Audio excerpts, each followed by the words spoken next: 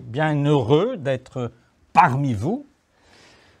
Le titre de mon exposé s'appelle « Le fils du gréviste ». Or, ce n'est pas moi, hein, je ne vais pas parler de moi, mais je vais parler d'un opuscule, d'une nouvelle, rédigée par Louis Delmer, une nouvelle qu'on aurait déjà oubliée longtemps, si ce n'est que cette nouvelle a été illustrée par le père et le fils Meunier, hein, donc Constantin Meunier et Carole Meunier.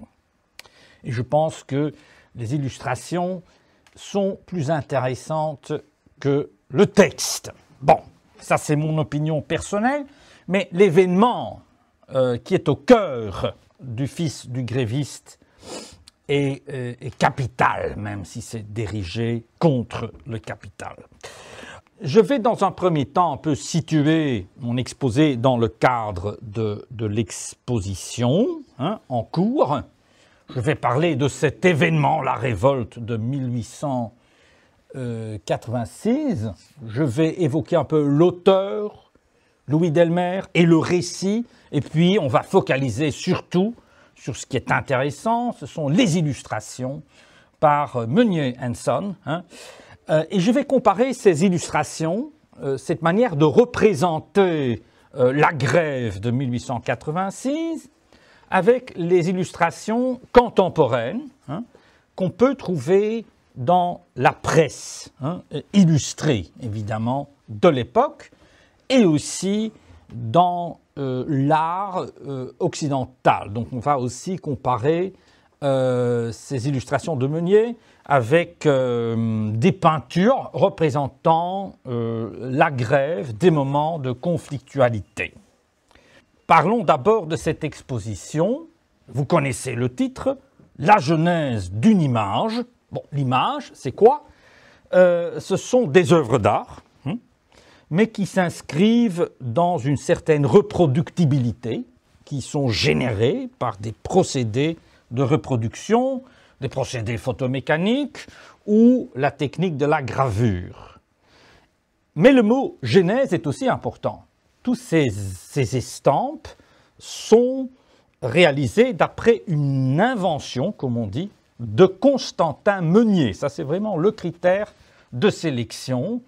Vous allez dire « Ah non, l'estampe, c'est noir, il n'y a pas de couleur », ne vous inquiétez pas, hein, parce que justement, dans l'exposition, il y a une confrontation permanente entre l'estampe et de belles peintures, de belles sculptures de Constantin Meunier, et c'est donc aussi un peu un dialogue entre des matériaux et des techniques différents, entre des mediums, comme on dit en anglais, et derrière, ce dialogue, un dialogue entre artistes, évidemment. Des artistes qui se sont connus. Or, si on se pose la question, mais Meunier, Constantin, comment est-ce qu'il a été impliqué dans ce monde de la gravure? On pourrait dire dans un ordre chronologique, hein, tout d'abord, en tant que peintre et graveur, hein, voilà. Et bizarrement, c'est quelque chose qu'on a vite oublié. Un peintre graveur, c'est quoi? C'est un peintre, c'est un artiste qui va lui-même graver dans la matrice. Il va graver la matrice. Et il va le faire, évidemment, d'après sa propre invention. C'est assez... Donc il est à la fois inventeur et créateur, graveur. C'est quelque chose qu'on a très vite oublié. Hein. Déjà en 1909, un certain Thierry, un professeur de l'UC Louvain, donc il faut être un peu prudent quand on le lit, dit « Meunier ne pratiqua qu'une seule fois l'eau-forte ». Et grâce à la recherche qui a été menée, on sait que ce n'est pas vrai. Déjà avant lui, dans un ouvrage de référence, Constantin Meunier est mentionné deux fois par des gravures, vous les voyez, qu'il a envoyées, pour ainsi dire, à la Société internationale des aquafortistes, fondée par qui? Félicien Rops, on y est. On l'avait déjà oublié. Et puis, il en a fait d'autres, que je ne vais pas commenter. Et puis, il y a cet autre moment qui nous occupe aujourd'hui et qui vous occupera avant tout pendant la conférence que je vous conseille de Céline Adam, qui est bien présent. C'est le rôle de Meunier comme illustrateur. Et ici, bon, ce n'est pas la relation du graveur par rapport à la plaque, à la matrice. Ce qui nous intéresse, c'est une autre relation, la relation entre un texte et des images. Les images sont, d'une certaine manière, au service d'un texte. Mais il faut évidemment comprendre qu'un artiste ne se met pas comme ça au service d'un autre artiste. C'est toujours une relation épineuse. Et chaque artiste, que ce soit un homme littéraire ou un artiste plastique, a son autonomie. C'est quelque chose qu'il faut respecter. Je ne vais pas trop en parler parce que c'est au fond le sujet de Céline qui va focaliser son attention sur cette relation, cette amitié artistique entre Camille Lemonnier, d'une part, l'homme des lettres, le critique d'art, et Constantin Meunier, parce que l'essentiel de ces illustrations ont été réalisées pour illustrer des textes de Camille Lemonnier. Et moi, je vais me limiter d'une certaine manière à l'exception, cet opuscule que vous voyez, Le Fils du gréviste, rédigé par Louis Delmer, un catholique. Un catho, enfin vraiment, vous allez le voir. Donc je ne vais pas parler de tout ça, ça je réserve à Céline. Et je, last but not least, juste pour que vous pouvez vous situer un peu dans l'exposition, il y a aussi cette implication de Meunier dans la gravure de reproduction. Ça veut dire il y a des artistes qui se sont inspirés de son œuvre pour la reproduire. Et il y a deux noms qui sont importants. Son fils, il s'appelait Charles Meunier, mais qui a dû changer de nom et qui est devenu Carl Meunier. Pourquoi?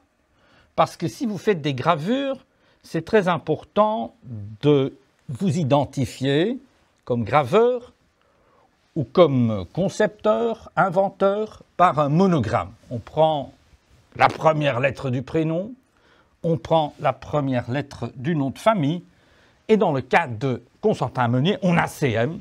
Dans le cas de Charles Meunier, on a CM. Alors le père a dit, non, ça ne va pas, CM, c'est moi. Toi, petit, tu vas changer de nom, ce sera KM. Et vous voyez quelques exemples de ces magnifiques gravures de reproduction. Et il y a encore un deuxième grand artiste, aussi membre de la famille, beau-frère, Auguste Dance. Et ici, c'est très beau à voir. Vous voyez Auguste Dance dans une eau-forte réalisée par sa fille, Louis Dance, en flagrant délit. Il est en train de réaliser une eau-forte qui reproduit une statue de Constantin Meunier, qui est exposée évidemment, la hiérarcheuse appelant. Et comme vous le voyez, il le fait d'ailleurs à base d'un dessin à sa droite qui déjà transpose cette gravure. Ok, ça c'est le grand plan dans lequel je dois me situer. Mais parlons d'abord un peu d'histoire. Ce petit récit, j'aime pas lire trop la fiction, et donc je suis content parce que le livre ne comprend que 11 pages, donc ça me va. Et donc au cœur de ces livres, et c'est un peu le préalable, il y a cette révolte de 1886. Ça commence par une sorte d'appel aux ouvriers, aux ouvrières, de faire une manif. On ne fait pas ça par Facebook, mais par des affiches, à Liège, pour commémorer les 15 ans de la Commune de Paris, le 18 mars. Et ça va un peu, oui, déborder. Il y a quelques violences contre des biens ce jour-là, des magasins, des brasseries, et dans la suite, des grands mouvements de grève qui vont affecter les provinces de Liège, les provinces du Hainaut, donc vraiment le cœur de l'industrie belge de l'époque, le monde des verreries, évidemment des charbonnages, de la sidérurgie. Et il y a un moment qui est le moment le plus violent, mais toujours dirigé contre des biens, jamais contre des personnes. Et donc les ouvriers vont attaquer, vont incendier et détruire à la fois une industrie de verrerie et le château de son propriétaire. Bon, ce n'est pas top, mais on a tous fait des conneries lorsqu'on était des gamins. Or, le régime belge va quand même réagir d'une manière très forte et ils vont envoyer une division de l'armée. Donc je ne parle pas des gendarmes, des policiers, non, l'armée.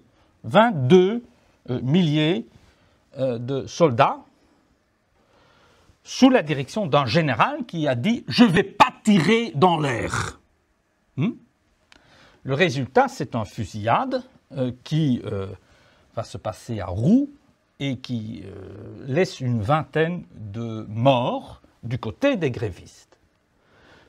L'histoire ne s'arrête pas là, évidemment, il y aura par après aussi une répression, pas militaire, mais judiciaire, à la fois contre ces grévistes, contre les meneurs, mais aussi contre des hommes politiques tout à fait décents, tels que Duffiseau et Édouard Ansel.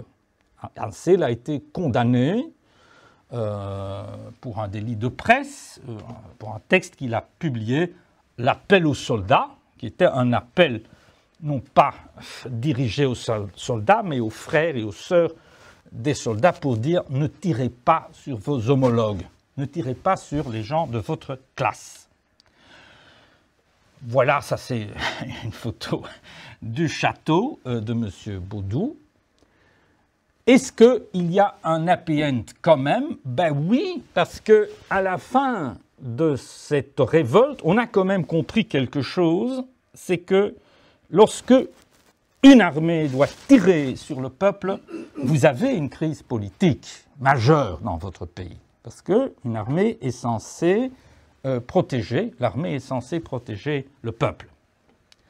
Et donc ce n'est pas quelque chose qu'on peut répéter. Et donc on décide en ce moment, très vite, donc on est 2 semaines plus tard, de créer une commission du travail avec des professeurs de l'ULB, de l'UCL, de Gand, de toutes les universités concernées, qui vont travailler et qui vont étudier aussi le droit du travail qui existe dans d'autres pays, qui vont demander, évidemment, qui vont envoyer des questionnaires à des institutions, mais qui, et ça c'est inédit, qui vont descendre vers le Borinage, à Liège, pour écouter aussi des ouvriers et des ouvrières, pas juste des personnes de l'establishment.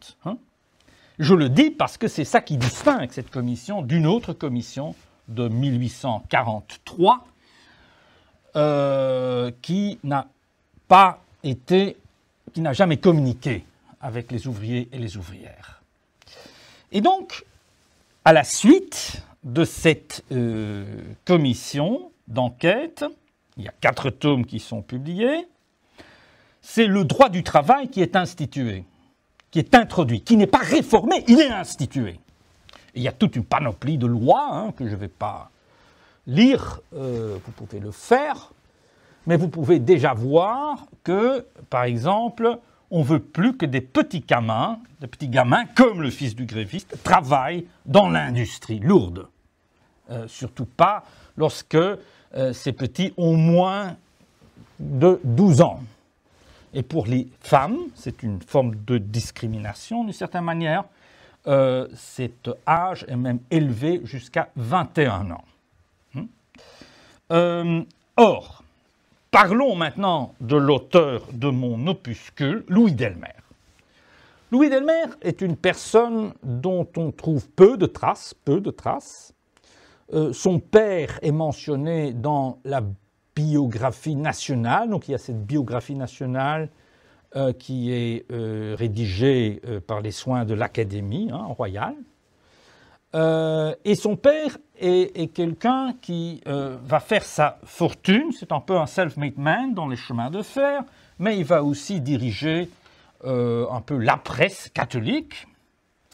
Et si donc Louis est mentionné dans la biographie nationale, ce n'est que par le biais de son père, un fils à papa, on pourrait dire.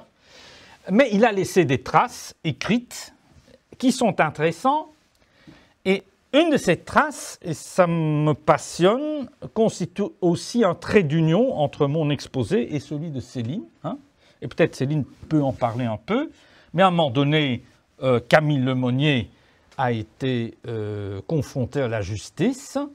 Il a été assigné devant une cour d'assises. Et donc, Louis Delmer va donc rédiger un bouquin, une monographie en défense de Camille Lemonnier. Et là, il va quand même, disons, s'exprimer d'une manière un peu moins impitoyable vis-à-vis de la question ouvrière. La question ouvrière qui émerge grâce ou à cause de cette émeute. Il a aussi été actif dans une campagne ambiguë contre l'esclavagisme arabe au Congo, mais dont on s'est aussi servi évidemment pour fonder et légitimer plus tard l'État, enfin plus tard déjà, lorsque le livre a été publié, l'État indépendant du Congo. Enfin, soi-disant, indépendant du Congo, qui était le petit jouet de Léopold II. Maintenant, regardons un peu le récit.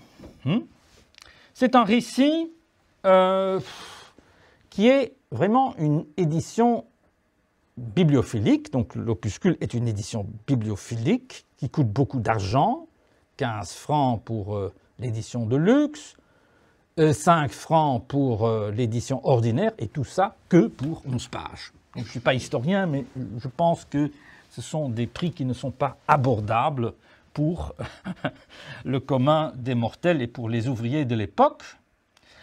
Donc, il y a du papier parcheminé, il y a une eau forte qui va orner le frontispice, et donc, il y a un certain décalage entre donc, le monde qui est décrit, et qui est même décrit dans le vernaculaire bourrin de certains de ses protagonistes, ce qui ne m'a pas facilité la lecture, évidemment, et cette édition de luxe. Et je n'ai trouvé aucune trace que dans une presse plus populaire, ce récit aurait été publié. Donc il essaie de s'adresser finalement aux membres de sa classe.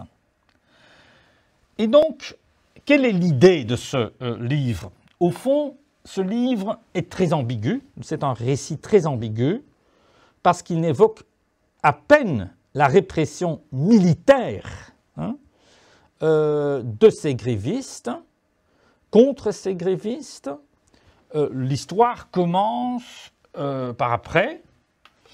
Le gréviste en question, donc le père du fils, a été emprisonné pour 10 mois, a été condamné, ce n'est pas une détention provisoire, il a été condamné en tant que meneur de cette révolte.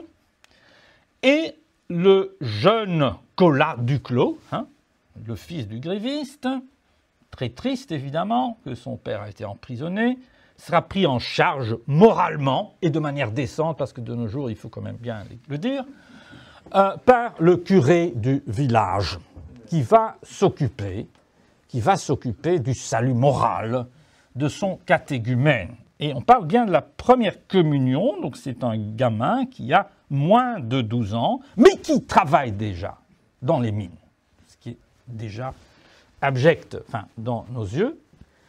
Et au fond, le prêtre va quand même accompagner le petit vers et dans sa première communion, et va finalement, donc parce que le père, après sa libération, sera présent, va essayer de réconcilier un peu ces grévistes, cette classe ouvrière, avec l'Église catholique, mais aussi un peu avec l'ordre social de l'époque. Or, si on lit le texte, il y a quand même beaucoup d'endroits où l'auteur, celui qui raconte le récit, et qui n'est pas le curé, on pourrait dire que c'est plutôt Louis Delmer lui-même, expose des idées qui sont quand même pas le genre d'idées typiques pour la théologie de la libération. Donc il dit, au fond, je ne vais pas tout lire, mais il dit par exemple, bien que cette société égoïste, vivant de ton travail, qui multiplie sa fortune, ne fait pas pour toi, pauvre paria, tout ce qu'elle doit, est-ce ta révolte qui la rendra plus humaine? As-tu oublié que le Christ a souffert pour toi, et plus que toi, qu'il était innocent, lui? Plus tu seras misérable par la faute des hommes, plus tu lui ressembleras. Bon, c'est le genre de récit qui me rend un peu perplexe en tant que professeur de droit du travail. Il y a une certaine résignation quand même. Et ce qui est problématique, c'est qu'on est face à une société, enfin un régime, qui crée des conditions dans lesquelles des personnes ont recours à la violence, tandis que l'État, évidemment, a le monopole sur la violence, et qui, par après, reproche, évidemment, à ces ouvriers d'avoir commis des actes de violence, qu'on ne peut pas, évidemment, justifier juridiquement, mais il y a là quand même une certaine ambiguïté, ou une ambiguïté certaine. Maintenant, ce qui est intéressant dans ce livre, bon, c'est un petit opuscule donc très sentimental. Le mot « larme » est probablement le substantif le plus utilisé sur 11 pages. Mais ce qui est intéressant, ce sont les illustrations. Ce n'est pas la première fois que Meunier est impliqué dans un projet d'illustration d'un livre. Céline en parlera plus tard. Mais c'est peut-être la première fois que Constantin Meunier peut illustrer tout un livre. Donc son intervention ne se limite pas qu'à un frontispice. Et il va aussi impliquer son fils qui n'a que 25 ans, Carl Meunier, et qui l'appuie généreusement, parce que Carl Meunier aura la tâche de réaliser l'eau forte basée sur un dessin de son père. Carl Meunier va aussi faire des dessins de fond qui illustrent des fleurs de champ qui, selon moi, ne s'inscrivent pas dans un ordre symbolique. Donc, c'est de l'ornement, mais OK. Et Constantin Meunier va aussi produire des dessins qui seront reproduits, non pas par l'eau forte, mais par un procédé photomécanique qui montre, et ça c'est intéressant, avant tout, le père du gréviste, le fils du gréviste, la mère du gréviste, mais pas le curé.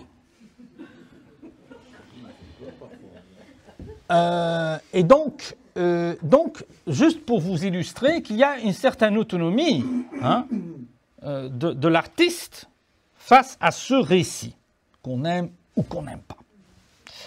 Je ne me positionne pas, bien entendu. Et donc, nous avons cette chance d'avoir pu retrouver ce dessin de Meunier dans les collections donc du musée Constantin Meunier et donc des musées royaux de beaux-arts de Belgique, qui a été transposé par la suite en eau forte par son fils. Et ce qui est très intéressant dans ce dessin, c'est qu'il focalise l'attention sur le fusillade, sur le clash entre l'armée belge et les grévistes. Et sur l'avant-plan, il y a les morts, les morts, et les blessés. Et vous voyez très bien que cette distinction entre l'avant-plan et le fond a été renforcée, cette distinction, par donc Carl Meunier, parce que l'avant-plan prend beaucoup plus de relief, beaucoup plus de lumière, que sur le dessin de Meunier. Donc vous voyez, vous allez voir ça dans l'exposition, un graveur de reproduction est un interprète. Il a bien interprété ce dessin. Et on trouve également dans une collection intrigante dans le Rijksprintenkabinet, j'espère que j'ai bien prononcé, à Amsterdam, le premier état. Il y a dans ce Rijksprintenkabinet à Amsterdam une collection de gravures qui est très intéressante, avec beaucoup de premier état, des gravures réalisées par Carl Meunier, achetées par le Rijksmuseum, par le Printenkabinet, le cabinet d'estampes, en 1913. C'est quelque chose qui m'intrigue parce que ça doivent être des gravures qui appartenaient vraiment à Carl Meunier, qui va mourir en 1894. Et donc, on peut présupposer que, quelques années plus tard, probablement après la mort de Constantin, cette collection a été acquise par d'ailleurs une famille aristocratique, les de la Faye, qui l'ont vendue en 1913, et à Amsterdam, on était très intéressé à ces gravures. C'est encore quelque chose, une histoire qu'il faut creuser. Maintenant, on voit donc tout d'abord le jeune Colas, Duclos, qui est représenté à la fois à l'intérieur du texte, mais aussi sur la couverture du livre. Et donc, ce qui est intéressant dans notre projet de l'exposition, c'est que dans les inventaires du musée, on n'a jamais fait le lien entre disons, ce dessin et l'opuscule. Donc, dans l'inventaire, on trouve une représentation d'un jeune mineur. Mais on n'a pas fait encore le lien. Et donc, David Epelchin est en train d'adapter l'inventaire en fonction, voilà, des résultats de cette exposition. Et puis, on a trouvé un autre dessin où on trouve deux représentations, selon moi, du père du gréviste, enfin, le père du fils, pardon, donc le gréviste, le meneur. Et c'est très amusant parce que c'est un dessin qu'on a retrouvé dans les collections du musée d'Orsay. Et c'était un don de Constantin Meunier lorsqu'il est allé à Paris à un moment donné. Et il a donné un dessin au musée du Luxembourg, qui était le musée d'art contemporain. Donc, il y avait ce système en France. On entre par le musée du Luxembourg, musée d'art contemporain, et lorsqu'on est mort, on passe les œuvres au musée du Louvre, puis ça passe du musée du Louvre au musée d'Orsay, lorsqu'il y a eu le musée d'Orsay, etc. Et donc, vous voyez qu'on a vraiment on a coupé, pour ainsi dire, ce dessin en deux par une reproduction photomécanique, et on rencontre le père à deux reprises. Le meneur est le plus représenté du livre, pas le curé. Donc, grande autonomie de Constantin Meunier face au récit, pour les raisons que j'ai déjà évoqué. Il met en exergue ce dont on parle à peine dans ce livre, c'est la violence contre les grévistes. Il met en exergue non pas le curé, mais avant tout le père, et évidemment le fils. Et il ne montre pas, ça c'est aussi un choix, il ne montre pas la violence contre les biens de ces grévistes. Il montre la répression militaire. Et on peut même dire qu'aucun artiste belge a jamais représenté cette violence en pleine action contre les grévistes. Beaucoup d'artistes ont représenté le résultat de cette violence, les cadavres, mais pas le clash lui-même.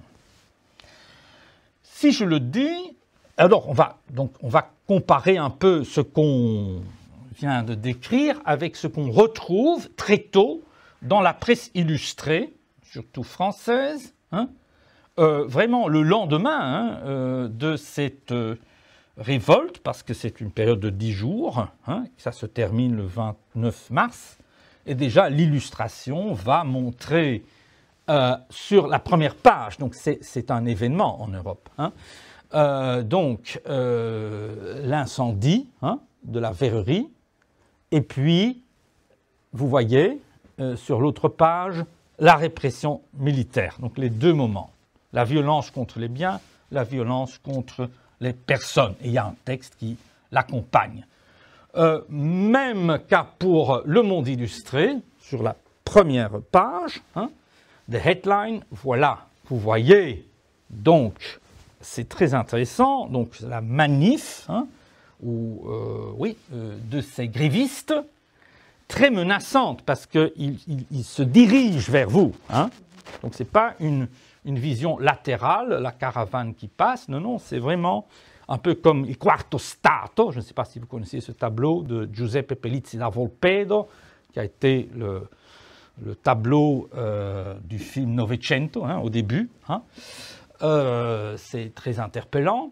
Et puis, vous voyez à nouveau le clash, l'armée qui intervient. Et aussi, évidemment, à nouveau, la fameuse incendie des verreries et du château de Boudou et le clash, voilà, de Meunier. Voilà. Non, oui, c'est ça. Bon, toujours un peu, voilà, des moments de violence contre des biens et puis des moments de violence contre les personnes. Or, qu'est-ce qui se passe dans l'art? Évidemment, ici, on n'est pas dans le grand art, on est dans une espèce d'illustration d'articles de presse, mais qu'est-ce qui se passe dans l'art occidental? J'ai eu le plaisir immense de rédiger un ouvrage, le voici, où plusieurs collègues ont contribué à analyser ce que j'appelle ici « the artistic representation of industrial disputes in the shadow of repression », donc cette représentation par des artistes, des peintres, des sculpteurs aussi, de la conflictualité du XIXe siècle, pendant donc le XIXe siècle. Et ça couvre toute l'Europe occidentale. Et donc, c'est un livre qui contient plusieurs chapitres, je ne vais pas en parler, mais ce qui m'a frappé toujours, c'est que lorsqu'un artiste doit représenter cette conflictualité, il doit faire un choix. Parce que la conflictualité collective, c'est un processus. Il y a des causes, il y a une tentative de dialogue social, en absence d'organes de concertation, en absence de structure. Il y a un moment démocratique, c'est le référendum en interne. On décide en tant que collectivité de faire grève. Il y a ce moment de répression. Il y a aussi parfois la détresse de ceux qui ne peuvent pas travailler, mais qui ne sont pas des grévistes, et qui ne gagnent pas leur vie, mais qui aimeraient travailler. Et il y a très rarement un moment de victoire. Mais un artiste, il a un tableau, ou il a une sculpture, et il doit choisir un moment. Ce n'est pas comme dans la presse illustrée. Et une des thèses de ce livre, c'est que le choix n'est pas anodin. Le choix illustre la position de l'artiste. Si vous voulez attaquer la grève, si vous n'aimez pas la grève, vous allez représenter ce type qui veut travailler, hein, mais qui ne le peut pas, avec une mère, donc son épouse, qui est très mécontente, avec un PB dans sa main, financé par le CIA aussi, hein, qui est très fâché parce qu'il n'a rien à manger, où vous allez montrer la violence contre les biens par les grévistes. Et ce n'est pas ce que les artistes font. Les artistes focalisent sur les cadavres.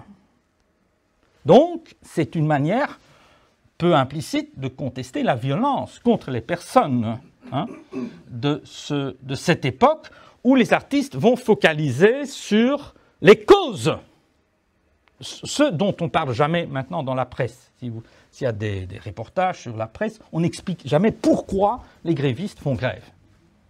On dit... Non, mais je le constate. Et parfois on dit... On donne la parole aux personnes qui sont victimes de la grève. « Oh, je n'ai pas pu prendre mon train, c'est terrible, etc. Hein » Donc tout est un peu... Ces choix ne sont pas anodins.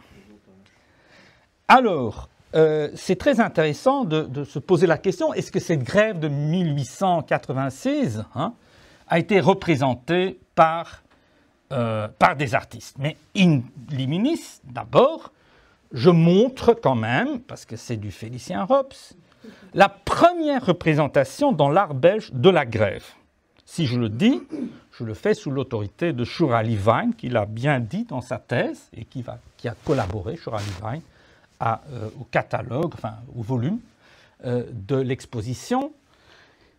Et donc, c'est très intéressant parce que Rops représente la grève par une femme. On a toujours l'association entre des grévistes masculins et la grève, mais non, parce que Rops s'inscrit dans la tradition.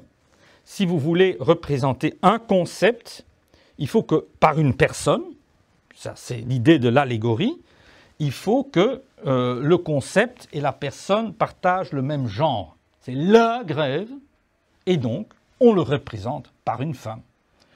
La vertu est représentée par une femme parce que la vertu est féminine. Pas juste parce que les femmes sont plus vertueuses que les hommes. Hein, donc c'est une convention. Hein. Oui, mais non, mais j'ai dit pas juste. Hein. Et donc, ce qui est très interpellant, et donc on a cette grande chance, grâce à aussi les contacts de Véronique, qu'on peut trouver dans l'exposition le dessin hein, qui a servi de base à cette eau forte. Or, si vous suivez des études en histoire de l'art de nos jours, hein, et heureusement je l'ai fait récemment, on est toujours saisi par le courant du Visual Studies. Hein. Les Visual Studies sont très intéressés à la visualité hein, et ils nous enseignent que dès que vous avez une représentation d'une personne, il y a deux manières, il y a deux hypothèses. Ou bien c'est une personne qui domine la scène, hein, qui regarde. Ou bien c'est une personne qui se sent regardée. Parce qu'en face, évidemment, de cette personne, il y a souvent un artiste hein, qui capte l'image. Et donc, ce qui m'a frappé énormément, ému, hein, dans ce dessin de Rops, sont les yeux hein, de cette fille qui est beaucoup trop jeune pour travailler. Hein. Ce n'est pas une femme adulte. Hein. Et c'est pourquoi j'ai fait la comparaison avec cette photo emblématique de McCurry, hein, qui est très connue. Hein. C'est une fille afghane qu'il a trouvée dans un camp à Pakistan. et qu'on peut voir maintenant à Bruxelles, si jamais l'œuvre de McCurry, qui est une œuvre très interpellante, vous intéresse. Mais bon, il fallait parler de la représentation de la grève de 1886, on est bien d'accord. Et on a pu identifier, à mon avis, dans ce bouquin, moi c'était mon rôle, deux artistes, et bizarrement des Hollandais, des Bataves, qui ont représenté cette grève de 1886. Il y a peut-être d'abord Henri Leuten, dont on sait qu'il vivait au Borinage lors de ces émeutes, qui est un artiste qui vient de Roermond, donc le Limbourg, hollandais, et qui a fait une immense triptyque. 30 mètres carrés, c'est beaucoup, je pense que ça n'entre pas facilement dans le musée.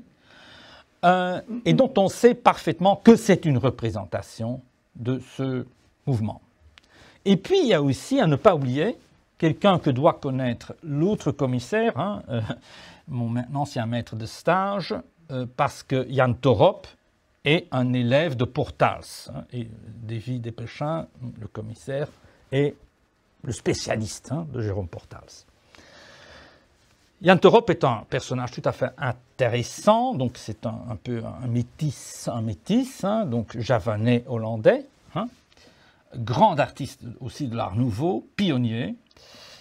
Et puis il y a ce tableau, je vais vous les montrer bientôt, de Robert Köhler, un artiste américain malgré son nom, mais qui est né à Munich, à Hambourg, pardon, mais qui va retourner à Munich au moment même de cette grève et qui en 1886 va peindre le tableau le plus iconique, emblématique de la grève. Voyons un peu ce qu'on peut voir. D'abord, Jan Toorop. Jan Toorop fait un diptyque, déjà très intelligent, parce que ça vous facilite l'embarras du choix. Il y a deux moments que vous pouvez privilégier. Et représente avant et après la grève. Et ce sont des tableaux qui sont déjà dans un style néo-impressionniste, vous pouvez dire pointillistes, divisionniste, c'est un peu comme vous voulez, mais à un moment où le tableau le plus énigmatique de Seurat a été peint peut-être 2 ou 3 ans avant. Donc c'est très révolutionnaire pour l'époque. Il montre un peu la détresse avant la grève, une certaine pauvreté, et puis il montre un cadavre qui est transporté.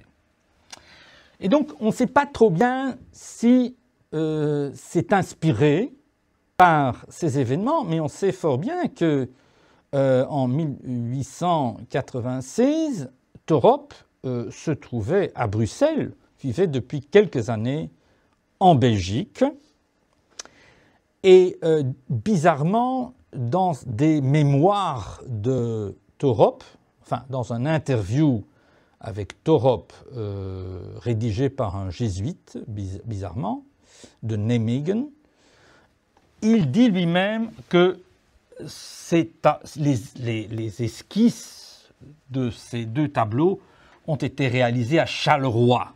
Mais alors il dit en 1884, peut-être il se trompe d'année. Mais c'est bel et bien possible que ces deux tableaux s'inspirent des événements de 1886. Mais vraiment l'œuvre le plus impressionnant, c'est ce triptyque de Henri Leuten, consistant de 3 panneaux. D'abord, misère. Et vous voyez une famille très pauvre qui passe à travers des magasins bien enluminés, de luxe, mais qui ne peuvent pas se permettre, évidemment, ces marchandises.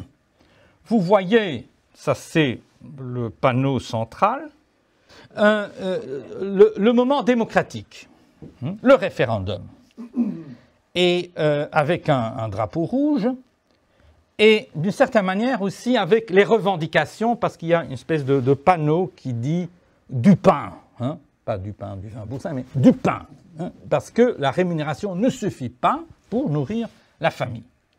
Et vous voyez, ce n'est pas très clair, hein, déjà un cadavre, or est-ce que c'est pour contester les accidents de travail, ou est-ce que c'est déjà une anticipation de ce qui va venir? Ce n'est pas très clair. Et puis, et ça c'est le tableau, le panneau le plus dramatique, je trouve, on voit un soldat de l'armée belge qui est en train de contempler son travail, les cadavres. Et ce qui est très, ce qui est très problématique, ce qui rend vraiment mal à l'aise, c'est que parmi les cadavres, il y a aussi une femme. Hein. Et c'est le manque de respect, parce que c'est élémentaire. Lorsqu'il y a un cadavre, il faut le couvrir dans un seuil. Parce qu'on ne peut pas montrer un cadavre comme ça. Hein. Ça, alors, ça casse l'ordre symbolique. Hein. Or, évidemment, ce tableau était un tableau que Henri Leut n'a jamais pu vendre. Mais c'est le genre de tableau qu'il a pu exposer un peu partout, qui ont fait sa gloire. Et à un moment donné, il décide de donner ce tableau à la ville d'Anvers. Pourquoi? Parce qu'il est membre du conseil d'administration du Musée royal de Beaux-Arts d'Anvers. Le Musée royal de Beaux-Arts d'Anvers dit « Ok, on va le garder hein, à la demande de la ville, mais on ne va pas l'exposer, enfin 30 mètres carrés. Hein. » Alors, ça fâche un peu Henri Leut, et il demande que ce tableau peut être prêté à un musée à Roermond, qui devient un tout petit peu un musée monographique dédié à lui et évidemment au grand Cuypers, hein, l'homme du néogothique. Et donc, mais ça pose problème. Ça pose problème, donc pour avoir aussi une idée de la grandeur hein, de ce truc, hein, ça pose problème parce que c'est trop provocateur, surtout pour les Bataves, et on dit, OK, veuillez inverser un peu l'ordre.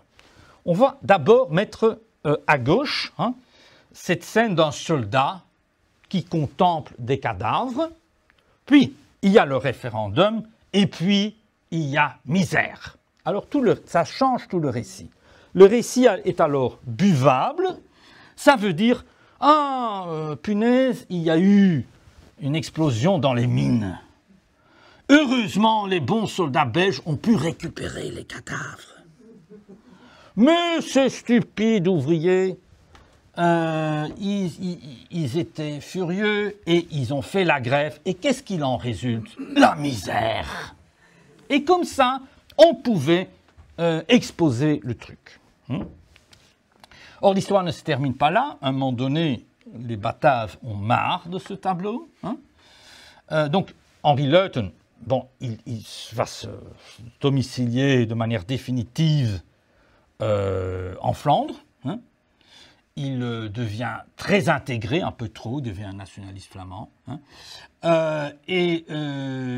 à un moment donné, il y a quelques années, le musée de Roermond dit à la ville d'Anvers « Est-ce que vous pouvez reprendre ce truc ?» Et là, la question se posait « Mais où est ce truc ?»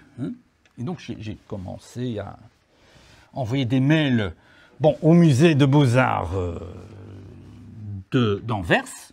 Et ils ont dit, mais non, on n'a pas ce tableau, il faut demander ça au musée de la ville, le Museum aan de Stroom. Le Museum aan de Stroom, mais non, il n'est pas chez nous, il est chez le musée de Beaux-Arts d'Anvers. Bizarre, bizarre, bizarre. Parce que ce n'est pas un petit truc, tu vois, ça ne se perd pas facilement. Et donc, à la fin, j'ai compris que ça se trouve dans un dépôt de la ville d'Anvers, quelque part. Ok. Un peu triste. Or, l'autre tableau, qui est parfois et assez souvent mis en relation avec la grève de 1886, ce tableau-ci, qui est intéressant parce qu'il parle de cet échec de la concertation sociale. C'est ce moment où une représentation des ouvriers essaie d'entrer en discussion avec le capitaliste. Bon, il est facile à reconnaître. il se trouve sur un petit piédestal, hein, dans son château. Et vous voyez la tension. Le rôle des femmes est très intéressant dans ce tableau parce qu'ils essaient de calmer un peu les hommes. Parfois ils participent, mais parfois ils essaient de calmer les hommes. Et il y a déjà un type qui est en train de ramasser une pierre, donc il y a un moment de conflictualité. Et l'histoire de ce tableau est aussi intéressante. C'est encore un tableau qui n'a pas été vendu. Hein. Et donc Köhler, quand il va retourner aux États-Unis, il va se faire accompagner par ce grand tableau. Et il va devenir professeur. Il n'a jamais pu vendre son tableau, mais quand il prend sa retraite en tant que professeur, pas d'histoire de l'art, mais des arts, hein, de peinture, la ville, je pense que c'était Minnesota, décide de lui faire un plaisir et d'acheter. La bibliothèque, achète ce tableau pour lui faire plaisir. Petit cadeau pour sa retraite. Mais alors, il y a la Première Guerre mondiale et tout ce qui est allemand ou germanique, y inclut le Wiener Schnitzel, est pourri. Et donc, on le met dans le dépôt. Ça commence à pourrir, à pourrir. Et à un moment donné, un hippie américain s'intéresse au tableau, il l'achète pour, je sais pas, pour $1000. Hein. Il investit encore plusieurs milliers de dollars pour restaurer ce tableau. Mais à la fin, il décide de le mettre en vente, peut-être parce qu'il est malade. Bon. Et il y a un millionnaire, un milliardaire, qui par erreur achète ce lot. Et quand il le voit, il est un peu stupéfait et il décide de le vendre à nouveau. Et qui est intéressé? Das Deutsches Historisches Museum. Parce qu'il dit que c'est un fils de l'Allemagne. C'est intéressant. C'est peint par un peintre qui a des racines allemandes, qui est allé aux États-Unis, qui est retourné. Okay. Et donc, ça a été aussi l'occasion, cet achat, d'une exposition unique, hein, en 1992. On a confronté plusieurs représentations de la grève. Et donc, notre livre est un peu une réponse à cette exposition, un deuxième livre relatif à cette thématique. En guise de conclusion, parce qu'il faut avoir encore du temps pour discuter un peu, je pense que le dessin de Meunier est bel et bien une représentation unique dans les arts par un grand artiste de cette violence en pleine action contre les grévistes, même si on peut le voir dans les arts mineurs, enfin dans les illustrations, dans la presse. Unique parce qu'on montre la violence en pleine action, on ne montre pas le résultat, les cadavres. Et je pense que ça fait preuve de manière subtile quand même de la position personnelle de Meunier vis-à-vis de la question ouvrière. C'est un choix délibéré, je pense, pour contester cette violence contre des personnes. S'il avait été d'un même avis que Louis Delmer, il aurait représenté la violence contre les biens. Ou le curé, hein, il ne fait pas. Et donc, Delmer, il a quand même eu quelques remords dans ce bouquin très intéressant, L'art en cour d'assises, donc c'est sa défense de Camille Lemonnier, où il adopte quand même des positions un peu plus compassionnantes, il fait preuve d'une compassion. Et il cite même un livre de Lemonnier, La fin des bourgeois, donc je pense que le titre est clair, hein, qui témoigne peut-être quand même d'une évolution dans sa pensée. Or, vous allez me dire, je conclus évidemment par la dernière page qui montre l'incontournable Davy, hein, donc la lampe des mineurs. Et assez souvent, lorsque je parle de la grève à mes étudiants, du droit de grève, parce que je suis professeur de droit du travail, donc il faut en parler, on me dit toujours, oui, mais monsieur, mais c'est quand même quelque chose du passé, la grève. Alors, je ne le pense pas. J'ai un livre à la maison qui parle de l'histoire de la grève. Ça commence par la construction des pyramides jusqu'à la fin du XXe siècle. Le livre a été rédigé à la fin du XXe siècle. Donc les grèves ont toujours été là. Vous allez me dire, oui, mais la violence contre des grévistes, une armée ou des gendarmes qui tirent sur le peuple, c'est quand même quelque chose d'exceptionnel. Non, ce n'est pas exceptionnel. Hein. En 2012, c'est hier, 2012, en Afrique du Sud, après avoir surmonté l'apartheid, les policiers africains ont tiré sur des mineurs qui étaient en grève et ils ont tué plus que 30 mineurs sur le tas. Donc ce sont des histoires qui malheureusement se répètent. Voilà, c'est comme ça. That's all, folks.